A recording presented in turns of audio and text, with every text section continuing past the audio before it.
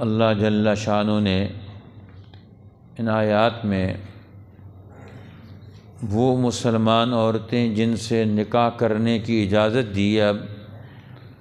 ان کا تذکرہ کیا ہے کہ کچھ عورتیں 7 قسم کی وہ عورتیں تھیں جن کو محرمات نسبیہ یا محرمات رضائیہ یا محرمات ابدیہ کہا جاتا ہے۔ ان سے تو نکاح کرنا حرام ہے، اور اس کے علاوہ جو عورتیں ہیں والمحصنات من النساء، وہاں سے کچھ عارضی طور پر جن عورتوں سے نکاح حرام ہوا کہ جو کسی کے نکاح میں ہوں، جب تک کوئی عورت کسی مرد کے نکاح میں ہو تو اس وقت تک اس سے کوئی دوسرا نکاح نہیں کر سکتا۔ اور اس کے بعد پھر اللہ تعالیٰ نے فرمایا وَأُحِلَّ لَكُم مَّا وَرَاءَ ذَلِكُمْ،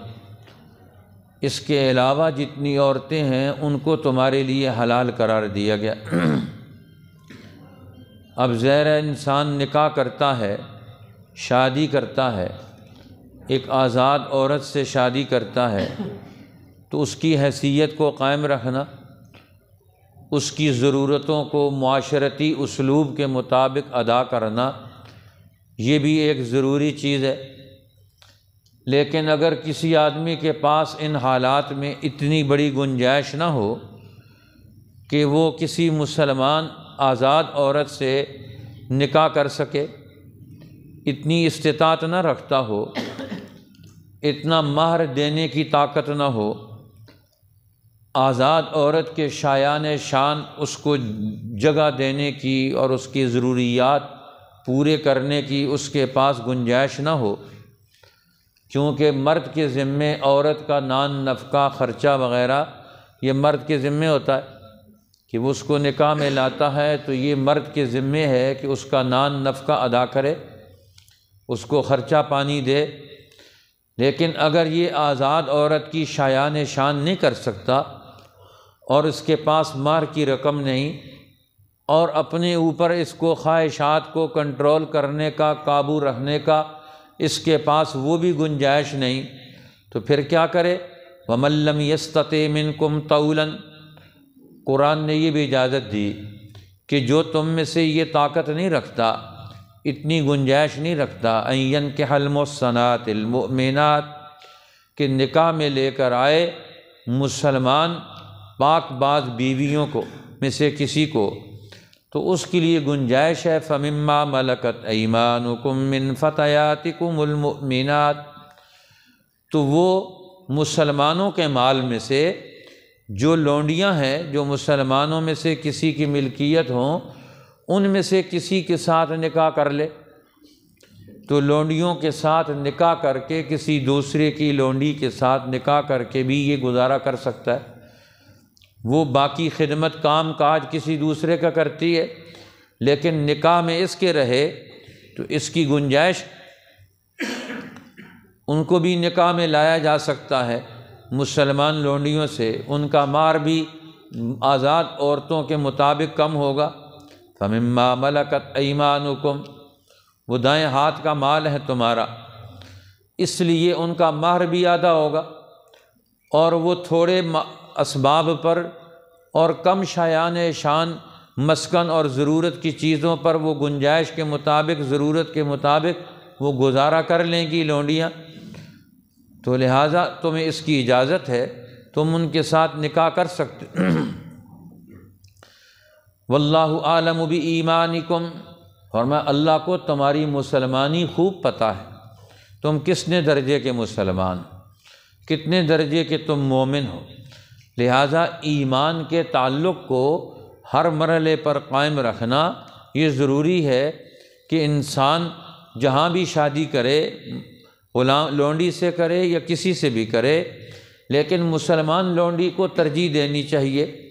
قرآن حکیم نے اس کی طرف دوسری آیات میں پہلے گزر چکا ہے، سورہ بقرہ میں بھی فرمایا وَلَا تُنكِحُوا الْمُشْرِكِينَ حَتَّى يُؤْمِنُوا وَلَعَبْدٌ مُؤْمِنٌ خَيْرٌ مِّن مُّشْرِكٍ، اسی طرح وَلَأَمَةٌ خَيْرٌ مِّن مُّشْرِكَةٍ ایک مومن لونڈی وہ مسلمان آزاد عورت سے بہتر، وَلَأَمَةٌ مُؤْمِنَةٌ خَيْرٌ مِّن مُشْرِكَةٍ، مشرک آزاد عورت سے ایک لونڈی سے نکاح کرنا زیادہ بہتر ہے۔ اسی طرح مسلمان مرد ہو اور وہ غلام ہو اور اس کو نکاح میں اگر کوئی عورت دی جائے یا آزاد ہو جائے تو وہ زیادہ بہتر ہے ایک مشرک مرد سے۔ قرآن نے ان کی طرف بھی توجہ دلائی، فرمایا فن کی واللہ عالم بایمانکم، اللہ کو تمہارا ایمان خوب معلوم، بعضکم من بعض، تم آپس میں ایک دوسرے سے تعلقات رکھتے ہو، لہذا اگر کوئی ایک آدمی دوسرے مسلمان مرد یا اس کی لونڈی سے وہ نکاح کر لیتا ہے تو اس کی قرآن نے اجازت دی، لیکن فرمایا فَانْكِحُوهُنَّ بِإِذْنِ أَهْلِهِنَّ، وہ ان کے مالکوں کے اجازت کے ساتھ تم ان لونڈیوں سے نکاح کر سکتے ہو، لیکن نکاح میں آتوهن اجورهن بالمعروف، ایک تو ان کا جو مہر ہے دستور کے مطابق ادا کرو، اور وہ بھی لونڈیاں محصنات غیر مصافحات، ایک مرد کے ساتھ نکاح میں رہیں، قید میں رہیں، لیکن شہوت مقصد نہ ہو، صرف خواہش رانی پوری کی اور قصہ ختم، اور چھپی ہوئی دوستیاں لگائیں، اس کی بھی اجازت نہیں، نکاح کر کے رہیں تاکہ معاشرے میں خرابیاں پیدا نہ ہوں۔ معاشرتی خرابیاں یہ مردوں عورتوں کے بے حجاب غیر شرعی تعلقات کی بنیاد پر وجود میں آتی ہیں، کئی قسم کی خرابیاں جنم لیتی ہیں، رشتے تباہ ہوتے ہیں، اخلاق تباہ ہوتے ہیں۔ اب چونکہ یہ دور لونڈیوں کا تو رہا نہیں، وہ دور تھا ایک وقت تک لونڈیوں کا اور غلاموں کا سلسلہ دنیا میں موجود تھا، اسلام کی آمد سے اللہ تعالیٰ نے اس میں اصول اور ضابطے متعین کر دیے، اور پھر چونکہ پوری دنیا میں یہ رواج تھا لونڈیاں غلام بنا کے رکھنے کا، اسلام نے اس کو آہستہ آہستہ ختم کیا، لیکن دنیا کی قوموں نے آ کر اس کو 18ویں صدی میں آ کر، اس کو بھی 18ویں صدی کے بعد آ کر انہوں نے اس کو تسلیم کیا کہ اب کسی کو غلام نہیں بنایا جائے شخصی طور پر۔ لیکن جب قرآن نازل ہو رہا تھا تو اس وقت لونڈیاں اور غلام کثرت سے ہوتے تھے، ہر علاقے میں انسانوں کی، غلاموں کی، عورتوں کی، لونڈیوں کی منڈیاں لگا کرتی تھیں، ان میں سے لوگ اپنے لیے نوکر خادم غلام کے طور پر ان کو لے کر آتے تھے جن سے کام کاج کراتے تھے۔ آج کل پکے مزدور رکھے جاتے ہیں، اس دور میں غلام لے کر خریدے جاتے تھے اور ان سے باغبانی، زراعت کے دیگر کام، اپنی ضرورتیں، ان کے لیے لوگ ان کو محنت مشقت کے طور پر رکھتے تھے مستقل طور پر۔ لیکن اب وہ سلسلہ نہیں ہے، جب تک یہ سلسلہ تھا قرآن پاک نے اس کے حوالے سے اصول اور ضابطے دیے ہیں، اسی لیے اس میں گنجائش بھی رکھی ہے کہ لونڈیاں بے شک وہ عورتیں ہیں، ہے تو انسان، اسی طرح غلام ہیں اور ہیں تو وہ انسان، ان کی بھی اپنے ارادے ہیں، اپنے جذبات۔ اب جس طرح حضرت عائشہ رضی اللہ تعالیٰ عنہ کی لونڈی تھی حضرت بریرہ، اور ان کا نکاح تھا ایک غلام کے ساتھ، ان کا نکاح ہوا تھا، مغیث نام تھا ان کا، حضرت عائشہ نے ان کو آزاد کر دیا۔ اب آزاد کر دیا تو آزاد ہونے کے بعد اس کو اختیار ہوتا ہے کہ وہ اپنا نکاح، پچھلا نکاح قائم رکھے یا اس نکاح کو ختم کر دے۔ اب وہ آزاد ہو گئیں تو انہوں نے اپنا پچھلا نکاح ختم کر دیا کہ اب میں تمہارے نکاح میں نہیں رہتی۔ اب اس کے خاوند کو اس سے بڑا تعلق، محبت، وہ کہتا تھا، منتیں کرتا تھا اس کی کہ تم نکاح مت ختم کرو، اس نے کہا نہیں، مجھے تو شریعت نے اب اجازت دی، تو اب میں تو تیرے نکاح میں نہیں رہنا چاہتی۔ اب اس نے بہت سارے لوگوں سے سفارشیں کروائیں اور آخر میں رسول اللہ صلی اللہ علیہ وسلم سے بھی سفارش کروائی، بریرہ سے، کہ آپ میری سفارش کریں کہ یہ مجھ سے نکاح ختم نہ کرے۔ اب اس کو اختیار مل گیا آزادی کے بعد نکاح کے ختم کرنے کا، یہ نکاح میں رہے۔ تو اللہ کے رسول نے ان کو فرمایا کہ تم اس کے نکاح میں رہو۔ تو وہ بھی لونڈی تھی، آزاد ہو گئی، لیکن تھی بڑی سمجھدار۔ اس نے پوچھا یا رسول اللہ یہ آپ کا حکم ہے یا مشورہ؟ تو آپ نے فرمایا حکم نہیں، یہ میرا مشورہ ہے، کہ تم اس کے نکاح میں رہو۔ ان کا حکم ہے تو سر آنکھوں پر، کیونکہ رسول اللہ کا حکم تو نہیں ٹالا جا سکتا، وہ حکم پورا کرنا تو ہر مسلمان کے لیے ضروری ہے۔ حکم ہے تو سر آنکھوں پر، ہر مشکل برداشت کریں گے، ہر چیز کو برداشت کریں گے، لیکن آپ کے حکم کو نیچے نہیں گرنے دیں گے۔ اور اگر مشورہ ہے تو مشورے میں پھر میں آپ کی پابند تو نہیں ہوں، اس میں تو میں اپنی سہولت اور اپنی مصلحت دیکھوں۔ تو میری سہولت اور میری مصلحت اب اس نکاح کو قائم رکھنے میں نہیں، اب نکاح میں جہاں مرد عورت کی شادی ہوتی ہے ان کی مصلحت اور سہولت کو دیکھا جاتا ہے، جہاں مصلحت ہو ان کی مصلحت۔ آج ہمارے یہاں بڑا عجیب معاملہ ہوتا ہے، نکاح مرد عورت بچے بچی کا کرتے ہیں، بھانجے بھتیجے کا کرتے ہیں، مصلحت اپنی دیکھتے ہیں، فائدہ اپنا دیکھتے ہیں۔ بھئی ان کا فائدہ دیکھو جن کا نکاح کر رہے ہو، ان کی مصلحت دیکھو، ان کی زندگی گزر سکتی ہے یا نہیں گزر سکتی، اپنی مصلحت دیکھنا، اپنا مفاد دینا۔ بھئی آپ کا تو نکاح نہیں ہے، نکاح گزارا کرنا ہے اس مرد اور عورت نے، ان کا آپس میں گزارا کیسے ہوگا جب طبیعتوں میں میلان نہیں ہے؟ ان کی مصلحت کیا ہے، ان کا نفع کس میں ہے، نکاح کرنے میں ہے نہ کرنے میں؟ اب یہاں زبردستی نکاح کر دیتے ہیں، اب ان کا نفع بھی نہیں، ان کی مصلحت بھی نہیں، اب نکاح بعد میں ٹوٹ جاتا ہے، سال دو سال کے بعد اب بچے ہو گئے پھر بھی نکاح ٹوٹ رہے ہیں۔ اب یہ پریشان کن حالات ہوتے ہیں۔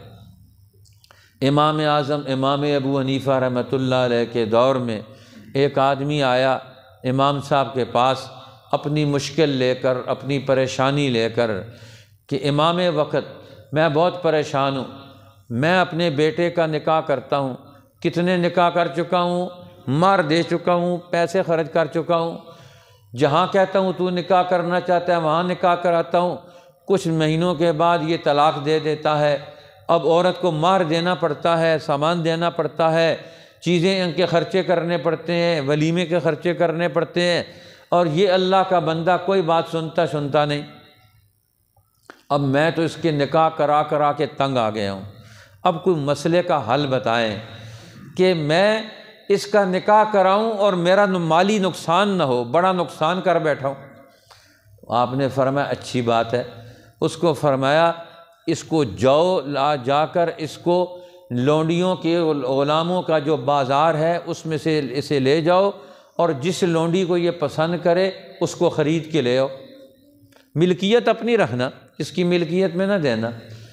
اور جس کو یہ پسند کرے اس کو خرید کے لے آؤ، اس لونڈی سے اس کا نکاح کرا دو۔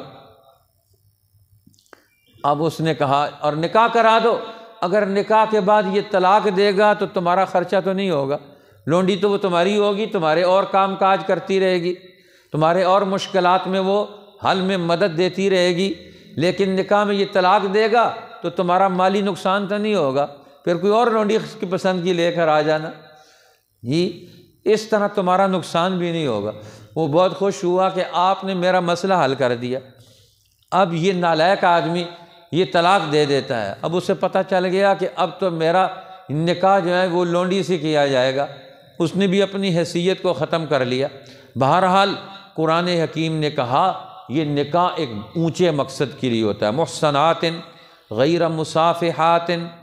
ایک تو مہر ادا کرنا وہ بھی ضروری ہے، اور دوسرا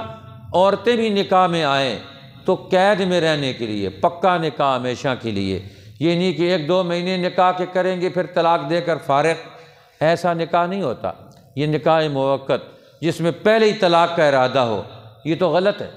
نکاح کرنے سے پہلے طلاق کا ارادہ کر لے۔ فرمایا محصنات غیر مصافحات، عورتوں میں بھی وہ کہ جو صرف نکاح کے لیے، نکاح میں رہنے کے لیے نکاح کریں، یہ نہیں کہ کل طلاق لے کر ادھر سے مار مل جائے گا، ادھر سے پیسے مل جائیں گے، نئی جگہ نکاح کر لیں گے۔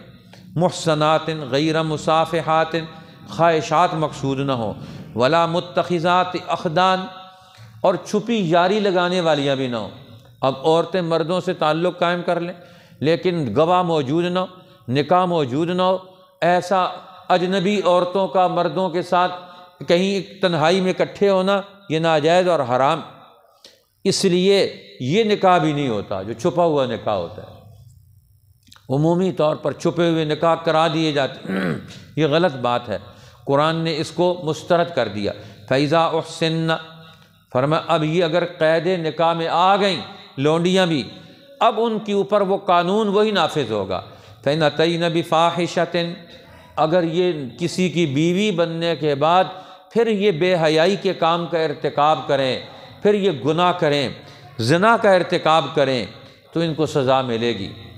کیونکہ یہ نکاح کو ختم کرنا، اس کو مخدوش کرنا، اس کو برباد کرنا، کسی اور مرد سے پھر تعلق قائم رکھنا،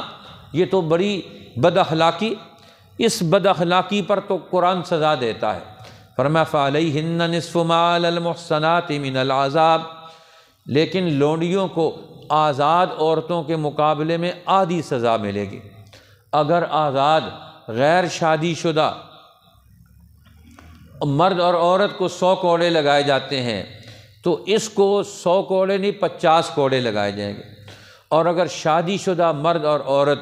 آزاد ہو زنا کرے تو اسے سنگسار کیا جائے گا، بشرطے کہ 4 گواہ موجود ہوں جو ان کے زنا کی گواہی دیں۔ اور اگر کوئی لونڈی غلام میں سے کوئی آدمی مرد عورت کوئی زنا کرے، اس کا رجم نہیں ہے، اس کو 50 کوڑوں کی سزا ملے گی۔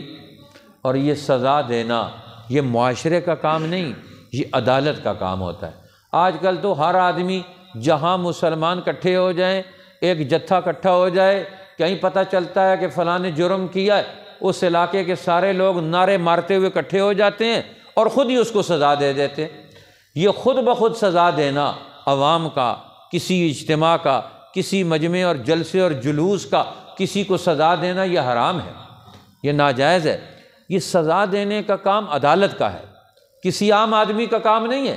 کہ وہ سزا دیتا پھرے کسی کو کہ اس نے فلاں جرم کیا اور جرم میرے نزدیک ثابت ہو گیا اور میں نے اس کو سزا دینی۔ اب کتنی جگہ پر لوگ پکڑتے ہیں اور پکڑ کر اس کو سزا دینا شروع کر دیتے، مار دیتے ہیں، پولیس والے بعد میں پہنچتے ہیں، لوگ پہلے ہی فیصلے کر لیتے۔ اب ہمارے ہاں یہ پولیس کا اور عدالتی نظام بھی وہ مشکوک اور مخدوش نوعیتوں کا حامل ہو گیا، جس کی وجہ سے ہمارے ہاں بہت سارے کام وہ خرابی کا شکار ہوتے ہیں۔ اس لیے قرآن حکیم نے ہمیں اصول سکھائے، رسول اللہ نے بھی اصول سکھائے۔ کوئی آدمی اپنی مرضی سے کسی کو سزا نہیں دے سکتا، سزا دینے کا کام یہ اسلام کے نظام عدالت کا ہے۔ یہ عدالت فیصلہ کرے گی اور پھر اس کی مطابقت میں حکومت وقت سزا دے گی، یہ حکومت کا کام ہے، یہ ہم نے اپنے ہاتھ میں نہیں لینا کہ کہیں بھی کبھی بھی، یہ سسٹم اور نظام کا کام ہوتا ہے۔ اس لیے سسٹم اور نظام یہ اسلام کے اصولوں پر ہونا چاہیے۔ ذَلِكَ لِمَنْ خَشِيَ الْعَنَتَ مِنْكُمْ، فرمایا یہ لونڈیوں سے نکاح کی اجازت اس مرد کے لیے ہے جو تم میں سے ڈرتا ہے تکلیف میں پڑنے سے، مشقت میں پڑنے سے، کہ اس کو پاس کنٹرول نہیں اپنی ذات کا، زنا میں پڑنے کا اسے خطرہ ہے،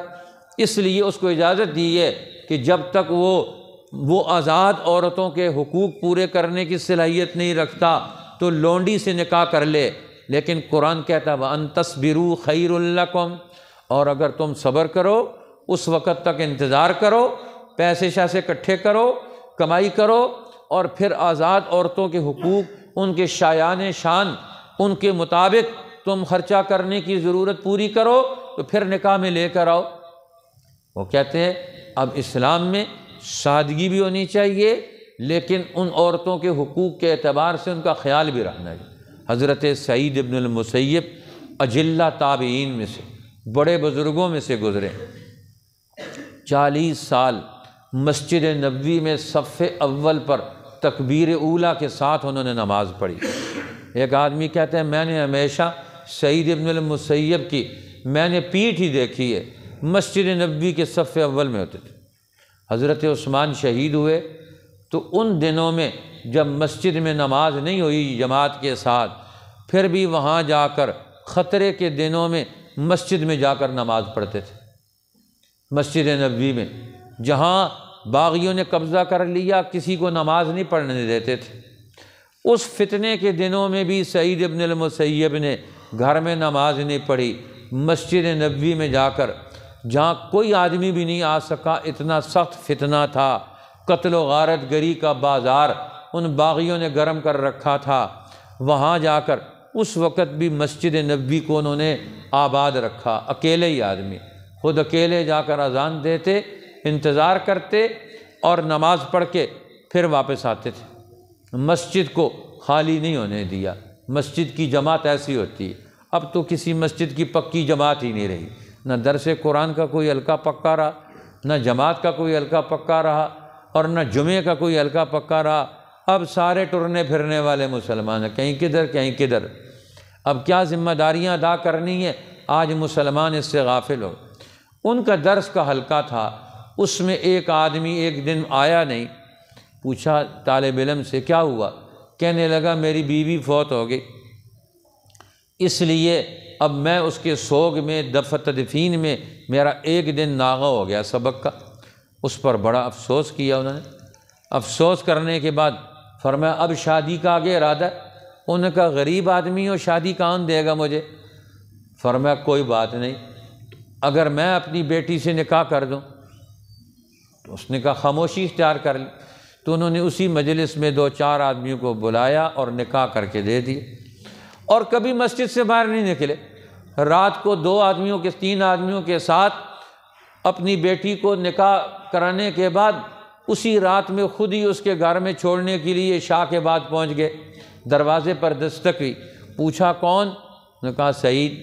اس کے تو ذہن میں بھی تھی، نہ گمان میں بھی نہیں تھا سعید ابن المسیب میرے گھر میں آئیں گے، تو کسی اور کے گھر میں بھی کبھی نہیں گئے، تو بیٹی کو چھوڑنے کے لیے وہاں چلے گئے۔ اس کی ماں، اب وہ اکیلے، اب اس نے محلے والوں کو بتایا، لوگوں کو، کہ یہ سعید ابن المسیب میرے دروازے پر ہیں، انہوں نے دن میں بیٹی کا نکاح مجھ سے کر دیا تھا، اب اپنی بیٹی کو چھوڑنے کے لیے میرے گھر میں آئے۔ ادھر محلے والوں کو اعلان کیا، دوسری طرف کھڑے ہو کر چڑھ کر چھت پر اعلان کیا، تیسری طرف اعلان کیا، گھر کے چاروں طرف اس نے اعلان کیا۔ اب اعلان کیا، اتنی دیر میں اس کی ماں بھی آ گئی، محلے میں شور مچ گیا۔ تو ماں نے کہا اللہ کے بندے تو نے ہمیں بتایا نہیں، سعید ابن المسیب کی بیٹی، جس سے اس دور کا بادشاہ اپنی بیٹی اپنے بیٹے کے لیے ان کی بیٹی سے نکاح کرانے کے لیے وہ ان کا ہاتھ مانگ رہا تھا، انہوں نے کہا نہیں دیں گے۔ بادشاہ کو بیٹی نہیں دی، اس کے بیٹے کو، لیکن ایک دین کے حامل، اس کو انہوں نے، جس کی زندگی کو انہوں نے پرکھا ہوا تھا، اس کو دے دی۔ ماں نے کہا اللہ کے بندے جب تک ہم تیرے ولیمے کا انتظام نہیں کریں گے اور اس کے شایان شان ہم اپنے گھر میں ساز و سامان نہیں لائیں گے، اس وقت تک تم نے اپنے آپ کو موقوف رکھنا ہے۔ اب 2-3 دن کا وقفہ دے کر انہوں نے، گھر والوں نے، خاندان والوں نے دعوت طعام کا انتظام کیا۔ اب اس اعتبار سے ایک زندگی، گھرانہ جوڑا جاتا ہے، شادی بیاہ، اس کے ذریعے سے مرد اور عورت کی بھی حیثیت ہوتی ہے، اس نکاح کے معاملے کی بھی اہمیت اور حیثیت ہوتی ہے۔ ان ساری چیزوں کو دیکھنا، سمجھنا، ان کو صحیح طریقے سے ادا کرنا یہ ضروری ہوتا ہے، اس سے محبت بڑھتی ہے اور خاندان اور گھر کی حیثیت بھی قائم ہوتی ہے۔ تو اللہ فرماتے ہیں واللہ غفور الرحیم، اللہ بخشنے والا مہربان ہے۔ جو لوگ دین کی اصولوں کو مد نظر رکھ کر اپنی عفت اور پاک دامنی کے اعتبار سے قدم اٹھائیں گے، اگر ان سے کوئی غفلت بھول چوک بھی ہوگی، اللہ بخشنے والا مہربان ہے۔ لیکن زندگی کا اسلوب جو قرآن نے بتایا ہے اس کو قائم رکھنا بہت ضروری ہے۔ مردوں کے، عورتوں کے نکاح کے حوالے سے ان کی ذاتی مصلحت کو، ان کی سہولتوں کو اور ان کی آسانیوں کو دیکھنا بھی ضروری ہے، اور اس نکاح کے معاملے کو آسان رکھنا یہ بھی ضروری ہے۔ اللہ جل شانہ مسلمانوں کو اپنی خانگی زندگی، گھریلو زندگی، اجتماعی زندگی دین کے اصولوں پر قائم رکھنے کی توفیق نصیب فرمائے۔ وَمَن لَّمْ يَسْتَطِعْ مِنكُمْ طَوْلًا، اور جو کوئی تم میں سے طاقت نہ رکھتا ہو اتنی، أَن يَنكِحَ الْمُحْصَنَاتِ الْمُؤْمِنَاتِ، نکاح میں لائے پاک باز مسلمان عورتیں آزاد، فَمِمَّا مَلَكَتْ أَيْمَانُكُم مِّن فَتَيَاتِكُمُ الْمُؤْمِنَاتِ، تو نکاح کر لے ان سے جو تمہارے ہاتھ کا مال ہیں، جو تمہارے آپس کی لونڈیاں ہیں مسلمان۔ واللہ اعلم بایمانکم، اور اللہ کو خوب معلوم ہے تمہاری مسلمانی۔ بعضکم من بعض، تم آپس میں جڑے ہوئے ہو، ایک ہو دین اور ایمان اور اپنے خاندانی رشتوں میں۔ فانکحوہن بإذن اہلہن، سن لونڈیوں سے نکاح کر لو ان کے مالکوں کی اجازت سے۔ وآتوہن اجورہن بالمعروف، اور دو ان کے مہر دستور کے موافق، محصنات غیر مصافحات، وہ لونڈیاں بھی قید میں آنے والیاں ہوں، نکاح میں رہنے والیاں ہوں، نہ کہ خواہش رانی کرنے والیاں، ولا متخذات اخدان، اور نہ چھپی یاری کرنے والیاں، فَإِذَا أُحْصِنَّ، پھر جب وہ قید نکاح میں آ جائیں، فَإِنْ بِفَاحِشَةٍ، اگر کریں بے حیائی کا کام، فَعَلَيْهِنَّ نِصْفُ مَا عَلَى الْمُحْصَنَاتِ مِنَ الْعَذَابِ، تو ان پر آدھی سزا ہے آزاد مسلمان عورتوں کی سزا سے، ذَلِكَ لِمَنْ خَشِيَ الْعَنَتَ مِنْكُمْ، یہ اس کے لیے ہے نکاح کی اجازت لونڈیوں سے جو کوئی تم میں سے ڈرے تکلیف میں پڑنے سے، مشقت میں پڑنے سے، وَأَن تَصْبِرُوا خَيْرٌ لَكُمْ، یہ کہ تم صبر کرو، اپنے آپ کو تھام لو کچھ عرصے کے لیے، تمہارے حق میں بہتر ہے، واللہ غفور الرحیم، اور اللہ بخشنے والا مہربان ہے۔ صدق اللہ العظیم۔